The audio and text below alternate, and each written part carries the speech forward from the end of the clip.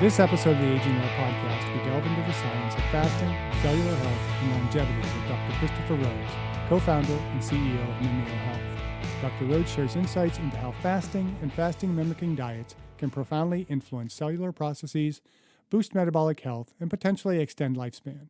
We explore the unique approaches Mimeo Health is taking to support healthy aging, discuss the differences between intermittent and prolonged fasting, and consider the future of fasting as a tool for disease prevention and longevity.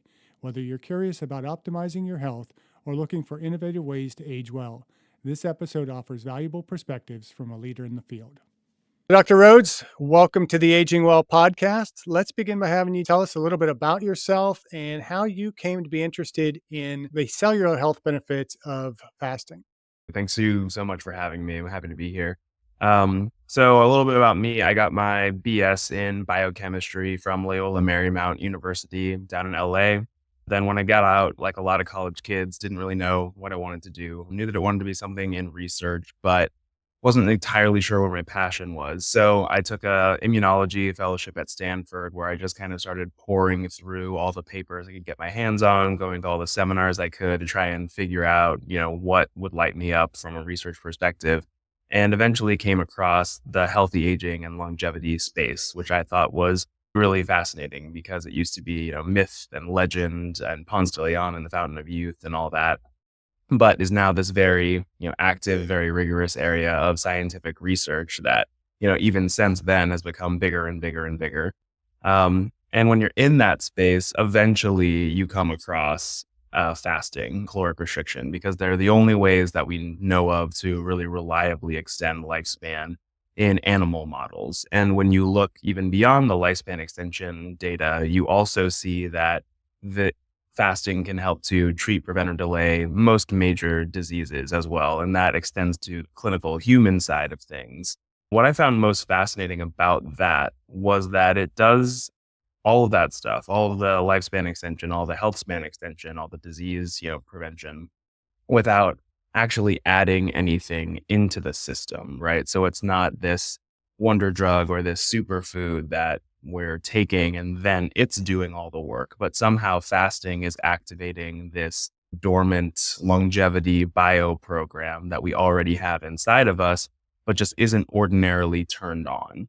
And when that clicked for me, it made me mad because I was like, all right, great. So my body knows how to be 120 years old in perfect health, but it's just not doing it. That was the catalyst for me to direct my research focus towards fasting and figuring out what is happening in the human body during a fast that's activating these great regenerative and pro-longevity pathways. Is there a way we can turn those on demand so that we can get those same benefits of fasting, those same cellular health, longevity effects, but without actually having to fast? Okay, before we start our conversation about fasting, how do you define aging?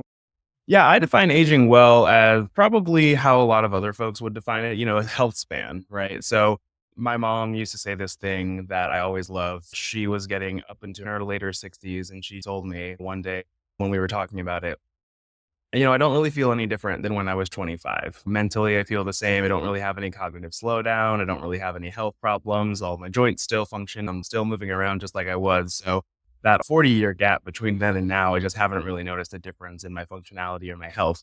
And that to me is aging well, where you can just have a 40-year blip where it's like, what happened? But I don't feel any different, right? So that's really what I would say. Keeping that functionality, keeping, the speed of cognition and extending it out as long as we possibly can.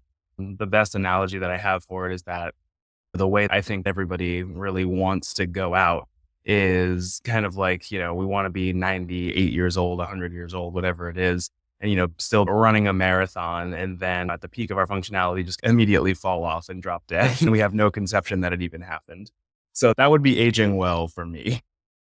Yeah, that's kind of what I want to do. I want to do something like run a marathon or whatever and come home, sit in a recliner, go to sleep and not get up, but be like 120 when I do it. Yeah, exactly. And I think that's a much more approachable goal than it has been in the past, because not only are we finally getting on the train of healthy aging and longevity being a legitimate scientific field, but the level of advancements that are going to be made in the next 20 and 30 years are going to be exponentially accelerated because of the advent of AI and all the other technologies that are now getting stacked on top of all of this research. So I think that we now actually have the robust capabilities to track this multitude of data that goes into how we age and the entire complex biosystems of the human body, that we can make better interventions than we've ever been able to do before. And I think the term longevity is just starting to really catch on, but in Yes, reality, the research and the activities that we're doing to live longer are actually getting ahead of that. And we're really talking much more about health span now than simply just longevity, because we've been able to keep people alive with medications for decades, but now we want to get them living well into those 80s, 90s, and hundreds. exactly. Quality of life is very important. And that's usually something I hear a lot of pushback for in the longevity field, right? Is that misalignment between lifespan and health span, that lifespan health span gap. And that's a very scary prospect, right? Ideally, like we were talking about before, you want it to be health span and lifespan are exactly aligned, Right. right? So you go out at the peak of your functionality, you never really experience disease. It's just kind of like, yeah, you drift off and you never wake up. The concept of your lifespan being 1 year, 2 years, 3 years longer than your health span, that's the thing that really scares Yeah. people, is that they will be unwell and that they'll be infirm and just kind of hate life until they die.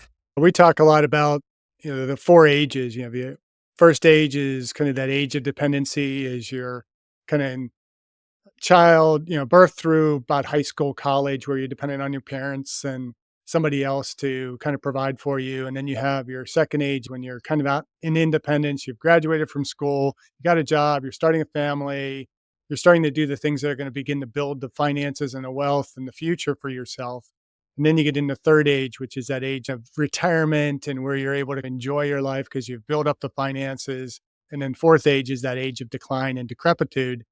And that's where we really want to eliminate the fourth age altogether if we could. Yeah, exactly. It's the age that nobody wants. So let's just minimize it as much as we can. How does fasting or fasting mimicking diets affect cellular processes like autophagy? And how does this contribute to overall health and aging? Yeah, great question. So it basically comes back down to these conserved evolutionary survival mechanisms that we've had coded within our cells, probably since we were bacteria evolving out of the celestial murk, right? So fasting is interesting because it turns on that survival network. It's a signal to your cells that the environment is not great for bringing in the next generation. There's no nutrients around. So a kid in this environment, it would probably die because there's not enough resources to be able to sustain it. Focusing on the next wave of progeny, right? Running dirty, running lazy, as we often do in a fed state because there's plentiful nutrients around and we don't have to turn on things like metabolic efficiency or care that much about if we're making too much protein or if we have dysfunctional organelles. If something goes wrong with these cells, we have plenty of resources to make a new and more functional one. So in that fed state, we're usually running more dirty. In a fasted state, it's really the opposite. We're not focusing on the next generation. We want to focus on keeping this generation alive as long as possible so that we can go and find a new area where there are abundant resources and it would be beneficial to actually, get the next generation out there. So from a cellular perspective, what that's going to do is turn on a lot of metabolic efficiency programs. We're going to use less energy and we're going to be more efficient in the energy that we do use. We're going to turn on the cellular processes like autophagy, right? That's our cellular recycling process. So we can break down overabundant proteins, dysfunctional organelles into their constitutive parts and then use those resources to create new functional ones. We're also going to, decrease the amount of protein that we're making, decrease the amount of DNA that we're weaving and unweaving, and which helps to prevent damage over time, right? Because every time we replicate DNA, there's always some damage that happens and repair that we have to do. We're also going to turn on cellular stress resistance genes that help, keep the cell protected and more resilient than it would be otherwise. Because again, if it dies, we can't make a new one because we don't have the energy available. And then we're also going to be activating more pathways that help to promote that cellular stress response. We're going to be producing less metabolic waste over time, so we're not damaging our cells. And that's kind of really how fasting and nutrient deficiency, well, let's not say nutrient deficiency, let's say energy restriction. Energy restriction is how all of this comes together and turns on that survival and longevity mode. Because instead of focusing on, we'll just create new cells if something goes wrong, we focus on maintaining the cells that we currently have. And that's ultimately what longevity is. It's not constant turnover of cells because that wears them out more quickly. Instead, it's let's take the cells that we currently have and make them survive as long as possible. How critical is metabolic flexibility on the aging process? Oh, it's definitely critical, right? Especially in the context of fasting, because you need to switch between glucose metabolism and fat metabolism, ketone metabolism, protein metabolism. You can see this on a cellular level too. A lot of our cells, some are not super metabolically flexible. The best example of that is the brain. The brain always has to run on some level of glucose. It can adapt to around 50% of its energy from glucose and 50% from ketone bodies. It still has to rely on glucose. Whereas other cells in our body, like immune cells, can survive on anything. They can do glucose metabolism, fat metabolism, ketone metabolism, protein metabolism. And so that's something where you need that kind of flexibility because the immune system is so important, right? It needs to be able to do its job in any environment. And the micro environments that it's going to go into within your body are going to change around, and the metabolites available to them are going to shift. Whereas the brain, it's also very important, right? But its environment is more or less always going to be the same, so it can have that kind of glucose dependency without it going too far in a singular direction. Can our listeners and viewers might be wondering, what is the difference between caloric restriction, fasting, and fasting mimicking? Caloric restriction is just what it sounds like, restricting the amount of calories that an organism or that a person is actually taking in. And that's typically done on a chronic level. In the literature is that when you do something like a lifelong caloric restriction, you can usually get a pretty 1-to-1 ratio of lifespan extension. So what that means is if you reduce an organism's typical calories by 10%, you can usually see a 10% increase in lifespan, 20%, 20%, 30%, 30%. And that holds true usually up until the point of malnutrition, right? Where you just really are not getting enough calories to sustain the organism, or you're not getting enough micronutrients in order to keep proper cell function alive. Fasting is different than that because fasting is really just all about controlling meal timing, right? So fasting doesn't necessitate caloric restriction. And there have actually been multiple studies that have shown that fasting can have lifespan and health span extension effects, even in the absence of any kind of energy restriction. So while caloric restriction and fasting are, similar in a certain sense in that they're about controlling your food intake, they're also independent of each other and have distinct effects. So fasting, even in the absence of caloric restriction, can still extend lifespan by 20 or 30%. And at the extremes, when you're combining both fasting and caloric restriction together, then you can get things like 50 to 80% lifespan extension. For fasting mimicking, that's a definitely like more emerging field, right? There are basically two companies out there that are doing fasting mimetic stuff right now. One of them is us, Mimeo, and then the other one is Alnutra and Prolon that makes the fasting mimicking diet. And the purpose of both of ours, although we're doing it in different ways, is to recreate these beneficial effects of fasting, but without actually having to do true 0-calorie, water-only fasting. In Prolon's case, they're doing it through a diet. So it's a 5-day program where you're still eating food, but it's very restricted calories. You're typically not eating more than 700 calories a day throughout this 5-day period. It works really well. They've got a lot of clinical studies on there. And it works really well because, at the end of the day, you are fasting to a certain degree, right? Those 700 calories, that would be like around one meal a day if we're doing it on a fasting basis, right? So there's definitely positive effects that you can see. They're also using a specialized diet to make sure that we're not going through the typical fed pathways. So we're restricting glucose, macronutrients, and micronutrients in this specific way to kind of recreate fasting without actually needing to fully fast. With Mimeo, what we're doing is taking a little bit of a different approach. So our approach is what's called a biomimetic approach. We're really trying to look at what happens in the body during a fast and find out how we can recreate that at a molecular cellular level, while still being able to. We're taking molecules that the body naturally produces during a 36-hour fast and giving them back to people as a supplement, which then, raises their concentration in their body, even when they're eating a meal, but activates those similar fasting pathways, and gives you the benefits of fasting even when you're eating.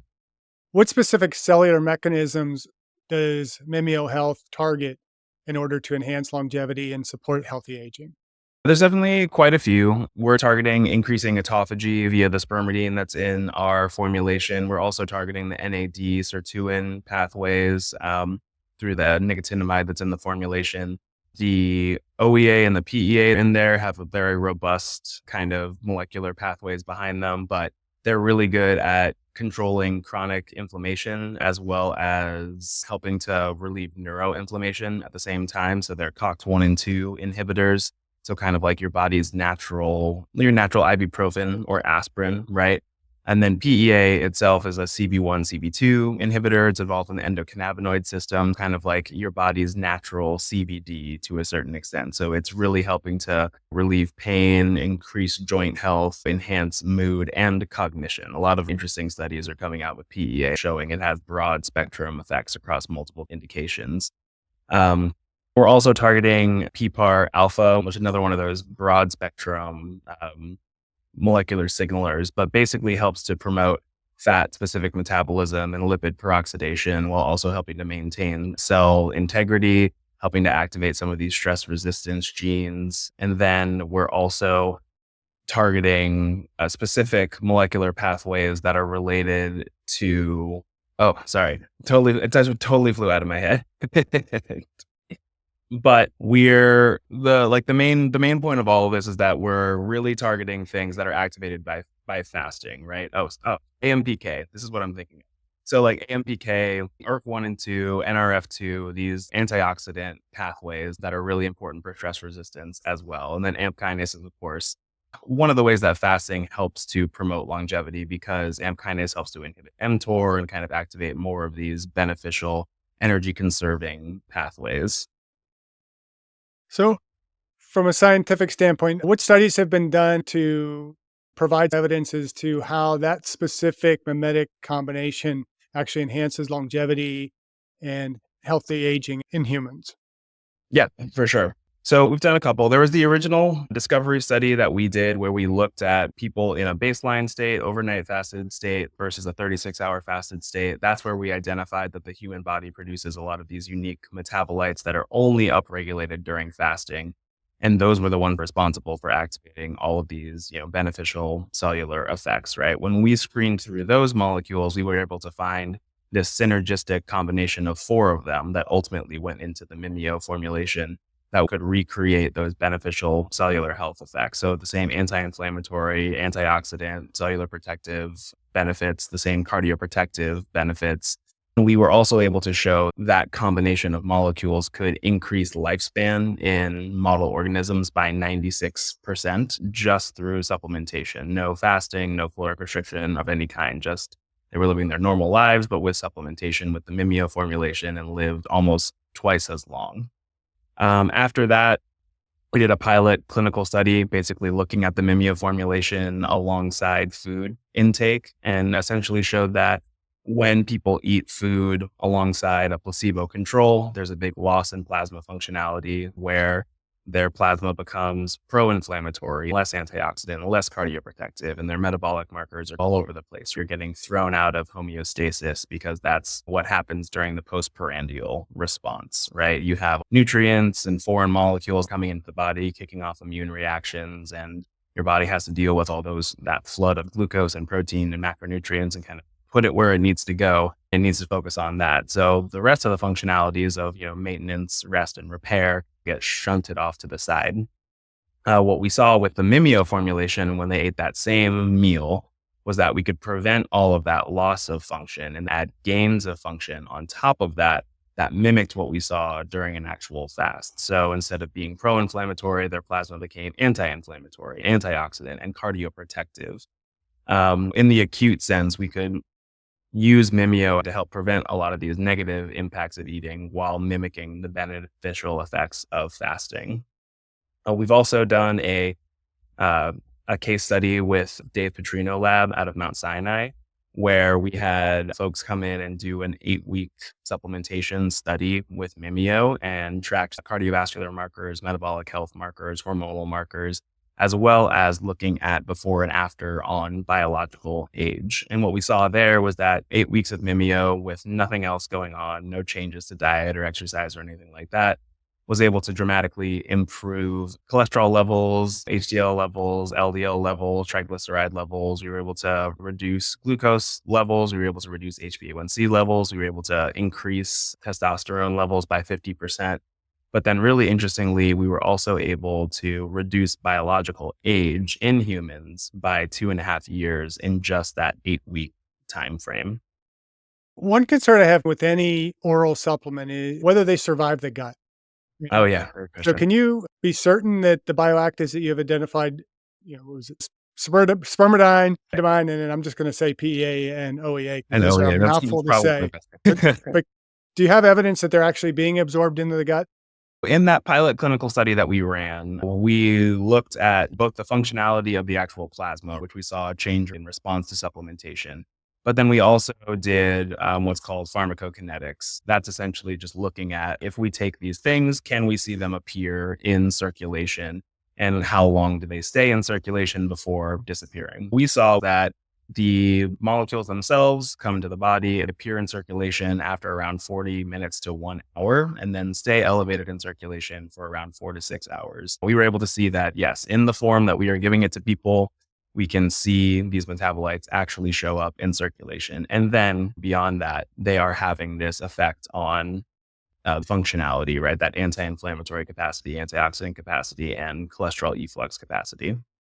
And so with the 4 to 6 hours in the bloodstream, that means probably a couple times a day is the dosage rather than just once a Well, day? it all depends, right? There's a little bit of a nuance to that as well. Yes, you have things that are elevated in circulation that then disappear from circulation, but that doesn't necessarily mean that they're depleted from the body.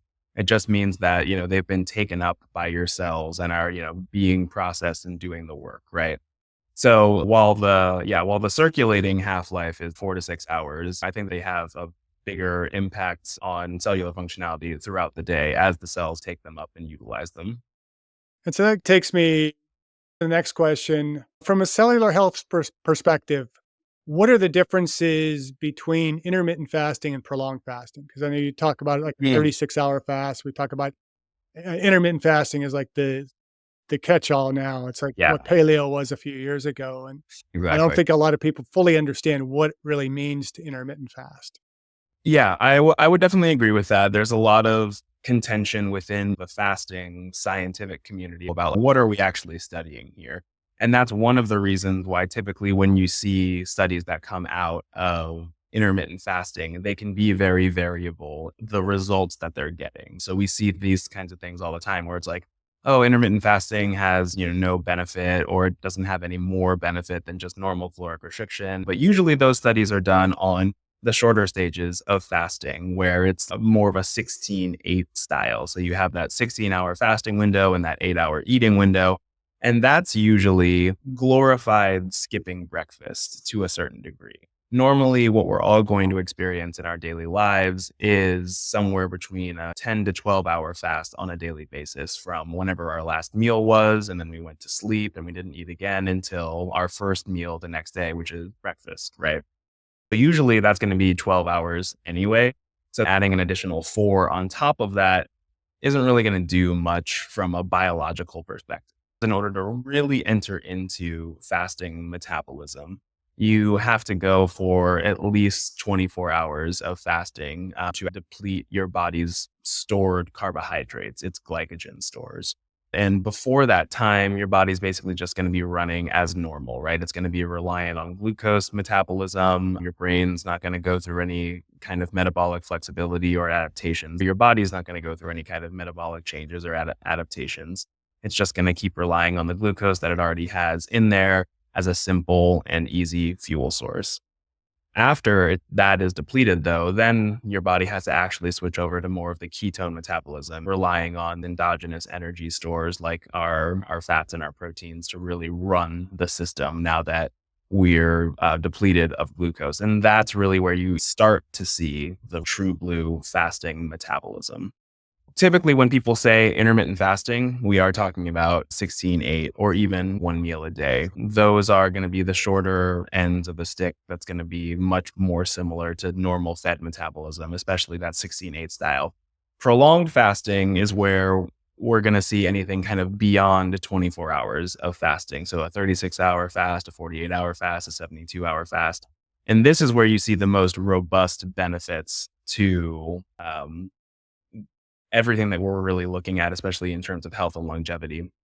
In the literature, alternate day fasting, which is essentially a 36-hour fast followed by a single day of eating, then a 36-hour fast over and over again for the rest of the organism's life, is where we have seen the best lifespan extension in animal models. And that's because you do get the preliminary activation of autophagy. You do get that full molecular and metabolic switch over to fasting metabolism. You do activate all those metabolic efficiency and cellular stress resistance and anti-inflammatory pathways that we've been talking about. There's a lot of benefits to be had from a 36-hour fast. Then as you get into the deeper stages of fasting, the 48 hours and the 72 hours, that's where you're really going to enhance autophagy. Autophagy will be starting out in a 36-hour fast, but it'll really get ramped up around that 48-hour mark is where we've seen autophagy peak. And then a 72-hour fast is where we've seen really good data in terms of creating benefits like helping people a 72-hour fast has been really helpful for cancer chemotherapy. So it helps to sensitize cancer cells as well as make the host cells more resilient to the chemotherapy. So you can get better results off the chemotherapy while also helping to decrease the actual side effects. And then this is also where we've seen the immune cell regeneration that can be really helpful for autoimmune diseases happen because you go from these autoreactive T and B cells that are attacking your own systems. Those kind of get knocked down and we go back to the original stem cells and regrow our immune system a little bit. So it's less autoreactive. I would say from a standpoint with the more frequent, shorter fasts, even though it works very well in the animal models, it's not so much suitable for the human model because of the complexity of our lives. You have athletes, you have individuals working and doing so many different things where our energy demands are different than those animal models. It seems like the more prolonged fast on a more periodic basis is going to have better overall health benefits, more comparable to what we see in terms of longevity in animals. Would you agree with that? The longer fast that you can do in a more condensed period, you're going to be more chronically activating that cellular longevity and survival program. With a shorter term fast like the 16/8, you're really not going to be getting to the point where you're activating those programs. The more consistent that you can be with any longevity intervention and the earlier that you can start it, the more it's going to work. We see that all the time in the animal longevity models we're looking at. And I think you've answered this a little bit already, or at least alluded to it, but can fasting or fasting mimicking diets play a role in preventing age-related diseases? And if so, how? And really more specifically, how do the fasting mimetics actually have an advantage in preventing age-related diseases? And that's probably really the question I'm asking, since you've already kind of answered the first question. Just to recap what we said before, the activation of beneficial cellular effects, especially on the metabolic side, fasting can really help to prevent, treat, or delay age-related diseases like cardiovascular disease, cancer, autoimmune diseases, and neurodegenerative diseases. It's a multifaceted process because you're decreasing chronic inflammation, helping to decrease senescent cell formation, activating autophagy, you're creating better nutrient sensing pathways, you have less typical calories overall, right? So you are also helping to prevent cardiovascular disease. You're just putting your body in more of this cellular survival, metabolic efficiency, and maintenance mode that helps keep it protected from all the damage that it's going to be encountering just on a day-to-day basis. And as you project that out over years, you get this big separation of someone who is not fasting versus someone who is fasting. When our body is in this chronic fed state, you have this chronic activation of the immune system and these growth pathways and these growth hormones that can lead to, chronic inflammation, cancer cell formation, just a lot of things going wrong in the body because it's not focused on rest, maintenance, and repair. We got to get all this stuff broken down. We got to get stored. We got to be focusing on that rather than the maintenance of our own cells. How the fasting mimetic and how Mimeo really helps to recreate that is from a fundamental molecular level, right? So by taking the same molecules that the body would ordinarily produce during a fast and really only produce during a fast and giving them back to people, we're helping to activate these same fasting pathways that would not ordinarily be activated or just constantly eating our normal diets. So going back to kind of that, typical Western diet of 3 meals a day plus snacks, we're always overwhelming our system with food. It takes around 4 to 6 hours after a meal to exit the postprandial response and get back to the homeostasis. If you think about eating at 9, then noon, then 3 for your snack, then eating at 6 or 7 for your dinner, you're never actually exiting the postprandial state really at any point throughout the day. Your body's always taking in food and having to deal with it on a metabolic basis. So it never has the time to activate the fasting pathways that would be more pro survival and less pro growth and replication. Supplementing with those fasting metabolites helps to create a counterbalance. Your fed pathways are still going to be stimulated, but then you're also going to be stimulating your fasting pathways at the same time, which can help your cells kind of multitask, right? Like they're still going to be dealing with all the metabolic things that it has to deal with, but that it's also going to be activating the same like regenerative pathways at the same time. So helping to balance out that typical Western diet that we're most likely going to be experiencing while also helping to activate those similar fasting pathways. How does one use Mimeo Health? Is it like an indefinite daily supplement, or is it something that's more periodic where you go through cycles of it in terms of its application? Yeah, well, we typically recommend to take 2 every day as like an indefinite thing. The more consistent you can be with any longevity intervention, the best that's going to work. And that's what we've seen from our data so far. We got the 96% lifespan extension through lifelong supplementation with the Mimeo formula. The biological age reduction we saw in humans was also from 8 weeks of consistent use. We haven't seen any downside to consistent use, and we haven't seen any benefit to cycling. Most of the experiments and clinical studies done with the individual metabolites themselves have also been consistent use for anywhere between 8 weeks to 6 months. And that's where you see the significant benefits. Are there any concerns for side effects or risk of long-term use? No, for these ones, it's really interesting, right? These are all natural human metabolites that the body would produce on its own. They would just normally only produce them during a fast. So your body doesn't really get adapted to them because there's no baseline level that they would normally be experiencing. So there's no huge risk of adaptation or dependency over time. You can go off them whenever. Your body is not going to care, and they're all safe. They evolved within the human body, so your body knows exactly how to deal with them, how to metabolize them, how to break them down, how to utilize them without any issues. The one thing that might pop up though And this is from an individual to individual basis. Some folks do have a genetic sensitivity to and nicotinamide and niacin metabolism. So if they do, they could experience some GI discomfort when taking Mimeo. Usually that can be alleviated by taking Mimeo alongside food, especially something like a dairy product, because there's a specific extracellular matrix that can help to bind the nicotinamide that exists in things like dairy and yogurt that can smooth that digestive process. Or another solution that we have, Mimeo, a daily dose is 2 capsules per day. And we've seen folks take 1 capsule in the morning, 1 capsule in the afternoon to kind of break up the nicotinamide load.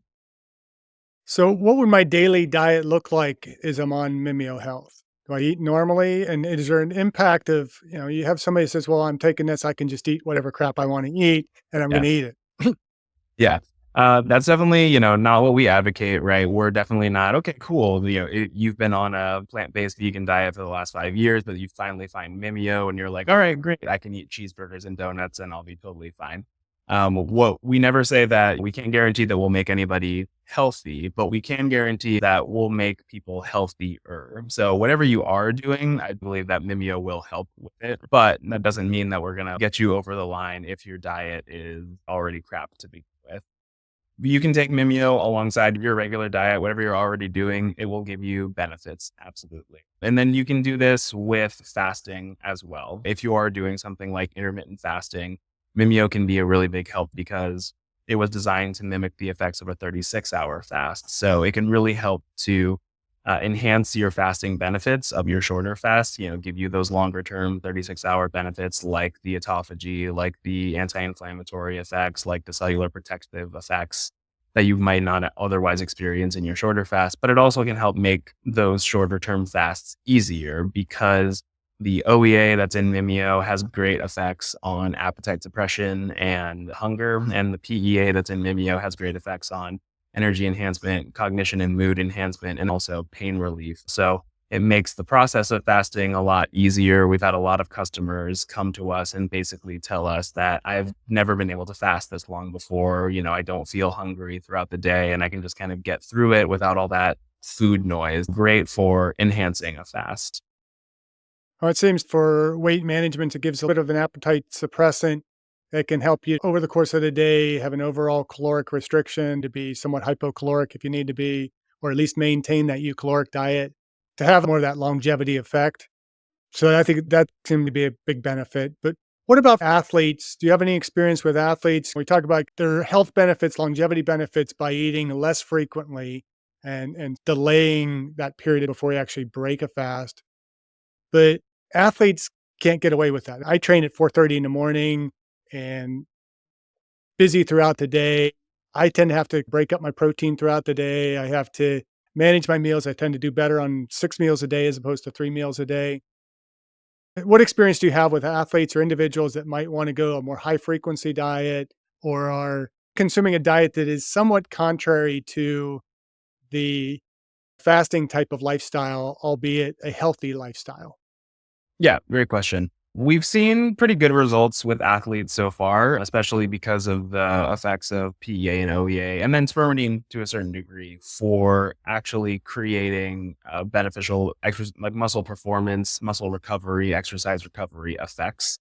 So PEA specifically has been shown in multiple studies to really help uh, reduce like delayed muscle soreness, help to actually improve athletic and exercise performance. The fun anecdote that we tell is that one of our investors who was evaluating Mimeo for our seed round wanted to take it before he was going to go on this big cycling trek with his friends. And he's, done the course before, and he was basically, in a race with a couple of other of the like VC investor friends. So he took Mimeo around a half an hour before he was going to do it and went out, told us he could actually feel the benefits kind of right away and set a personal record for his course and beat out all of his friends. And that was one of the reasons why he ended up investing in Mimeo. We had a similar experience with another investor who was a marathon runner and basically told us like, yeah, when I was taking it, I could go farther than I really could before. And I didn't feel as drained the next morning. So we've seen good anecdotal evidence from our investors and customers. We've seen good clinical evidence that PEA and the Mimeo formulation as a whole can be really helpful for enhancing exercise performance, muscle performance, and recovery as well. In terms of the frequency of eating, that won't have much of an impact on what Mimeo can give you. If you want to eat 6 meals a day and take Mimeo, that's fine. If you want to take 3 meals a day and take Mimeo, totally fine. The appetite suppression effects might actually, work in your favor if you're doing 6 meals a day, because, typically those smaller meals throughout the day I refer to them as like food teases, right? They're like smaller meals that might not be actually getting you up to the point of your hunger thresholds. And Mimeo is going to help lower that threshold. So that smaller meal is going to be a lot more satiating and easier throughout the day. So would you recommend somebody fasting, doing a prolonged fast in addition to their habitual use of Mimeo Health? I would definitely say that for people who want to do multi-day fast, I think it's a good experience to have at least once in your life, because it really helps empower you to know that you don't have to always be eating. If it's lunchtime and all that's available is like pizza and cake because someone decided to bring those things in for a birthday, you can just say, oh, that's great. Super happy to celebrate with y'all, but I don't need to eat it. I'll just wait until the next opportunity when there's something healthy for me, because I've gone 72 hours without fasting before, or 36 hours without fasting before. I can wait another 3. So I definitely recommend that people still do more of the multi-day fast. If you are doing a multi-day fast, Mimeo can still be helpful for you, especially because of the OEA, right? You can kind of help to suppress appetite, especially in the beginning stages of fasting, so you can get into it a little bit easier. But if you're going to do a 48, 72, like 1 week, whatever it is, fast, Mimeo is probably not going to add too much benefit beyond the 36-hour mark, because that's the thing that we are ultimately trying to mimic. So your body's going to be creating these molecules in those deeper stages of prolonged fasting anyway. If you want a boost to them and get more of that appetite suppression effect or cognition enhancement or pain relief effect, then by all means. But I wouldn't say that it's necessary unless you want just a little bit of an extra kick.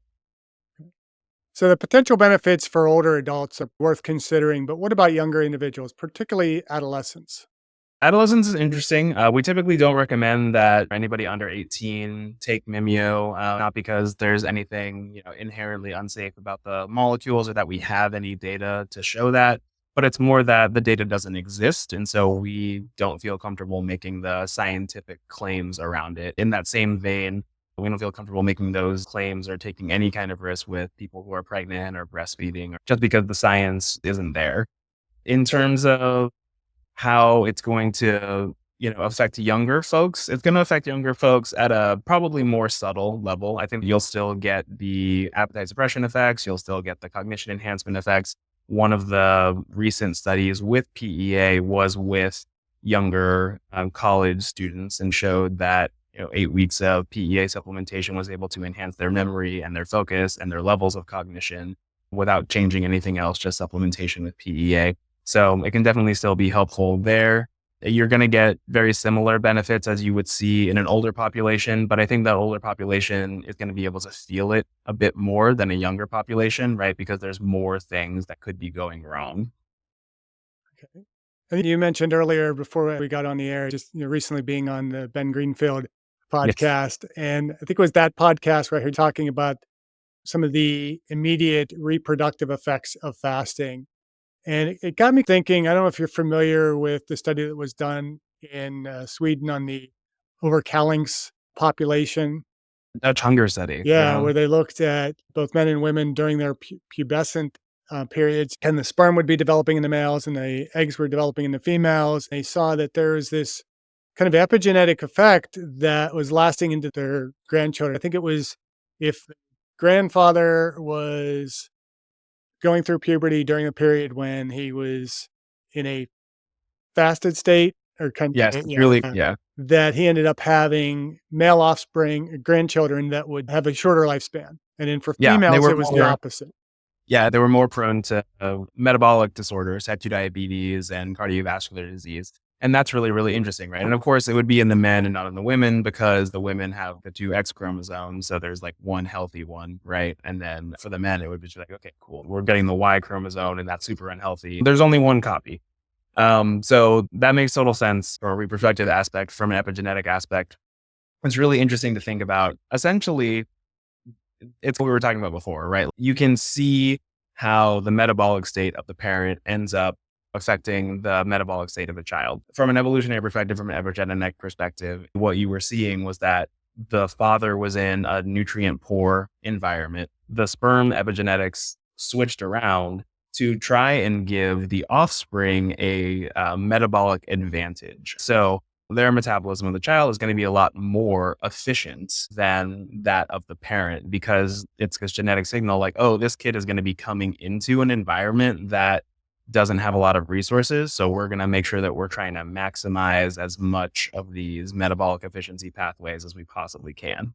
But then taking that child who, ultimately will need a lot less calories to survive than a typical person that wasn't raised in famine, and then putting them into an environment that is the one that we experience on a day-to-day basis, like in not wartime, where you can have all this food available to you at any given point, that's going to end up probably creating these metabolic health disorders like obesity, cardiovascular disease, and type 2 diabetes, because the average intake that they're going to get on a day-to-day basis is going to be way more than they need. So they're kind of going to chronically be overfed.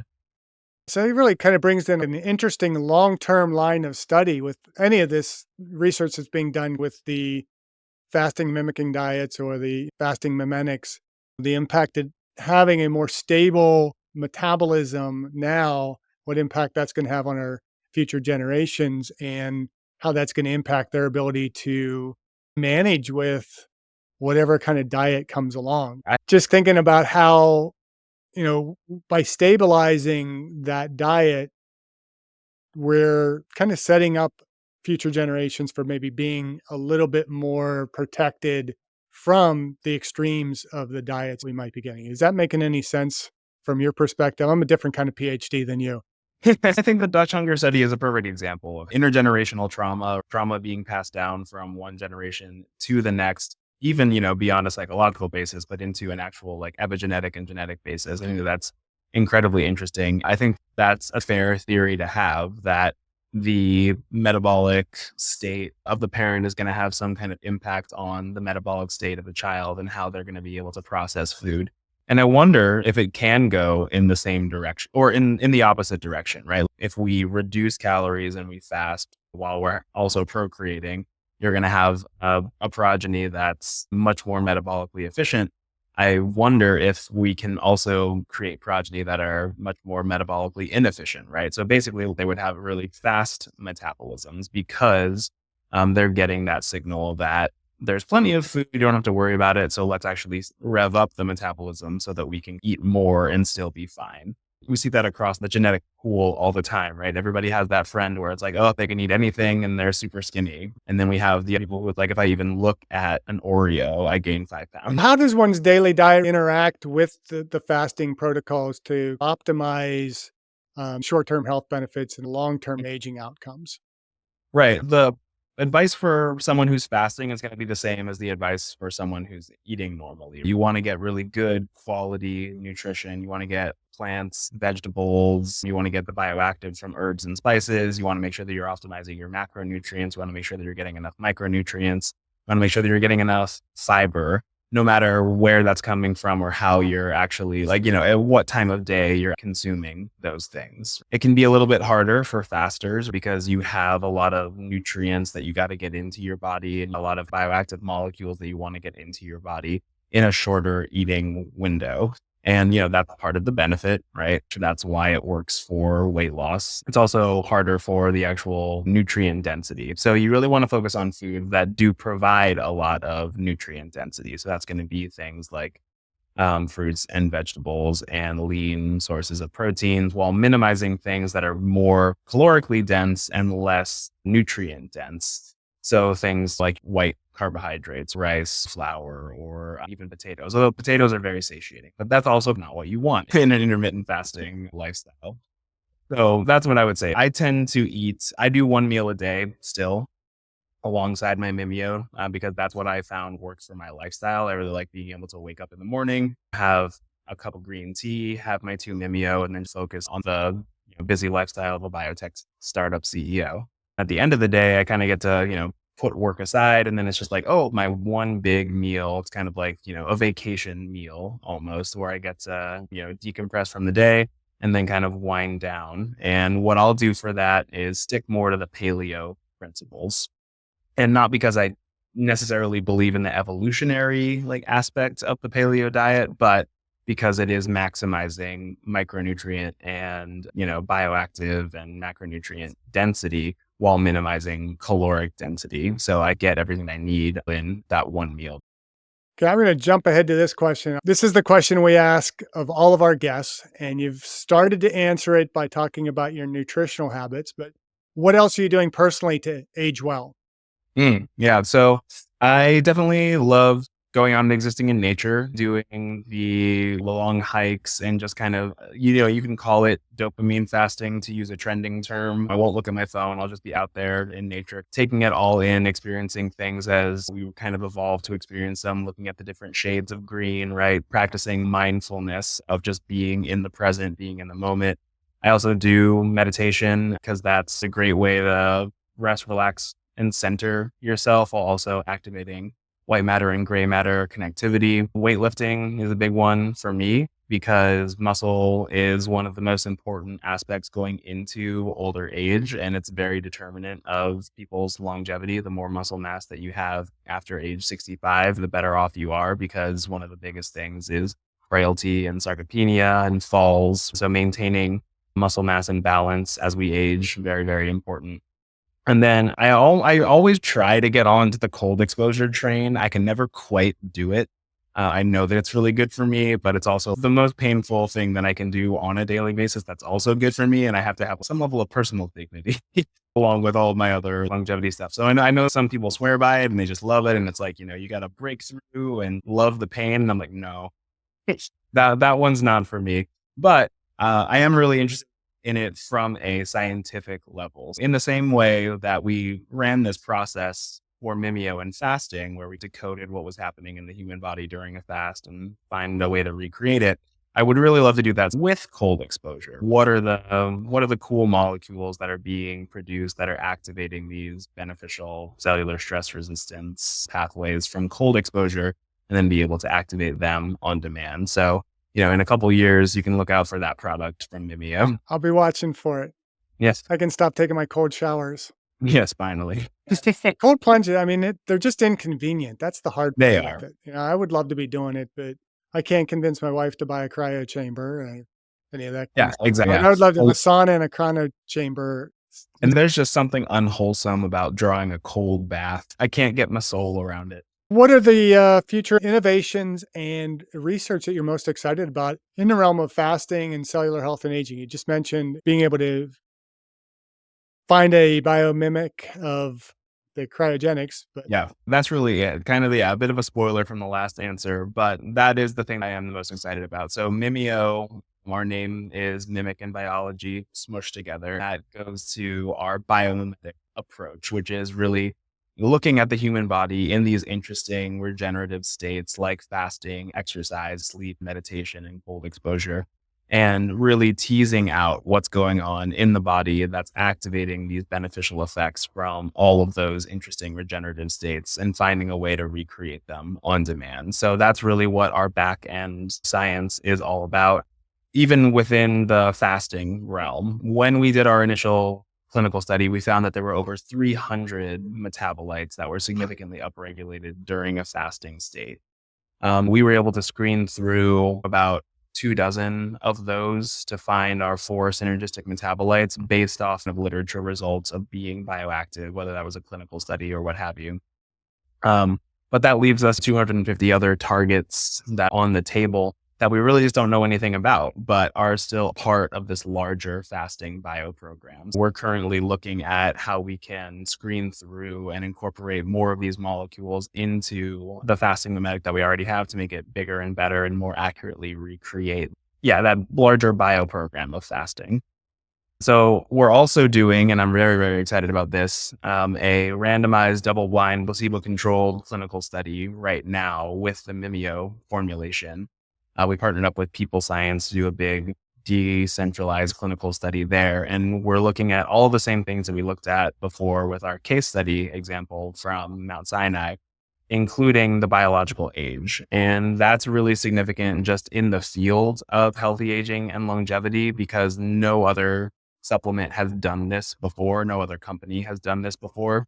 There are plenty of other companies who have done retrospective analysis, basically looking at our customers and their self-reported biological age data. Will be the first to show in an interventional clinical study that Mimeo can actually reduce biological age in humans. And, that'll be a really significant leap forward in the field. Well, that sounds exciting. And there's so much exciting material in this conversation today and so much more on the horizon. So, Dr. Rhodes, how can our listeners connect with you and learn more about Mimeo Health's technologies? I know there's Yep. a website. So, the There sure website, is there social media? Yeah, social media and website are basically all the same. It's mimeohealth.com for the website and Mimeo Health everywhere else. MIMIO health.com. You got to emphasize the second I Yeah, there because exactly. it's easy Yeah. to say Mimeo. Great. Well, this has been a truly enlightening conversation. Really appreciate your time today. I've learned a lot. Thank you for joining us and keep doing what you're doing and keep aging well. Absolutely. Thanks so much for having me. I'll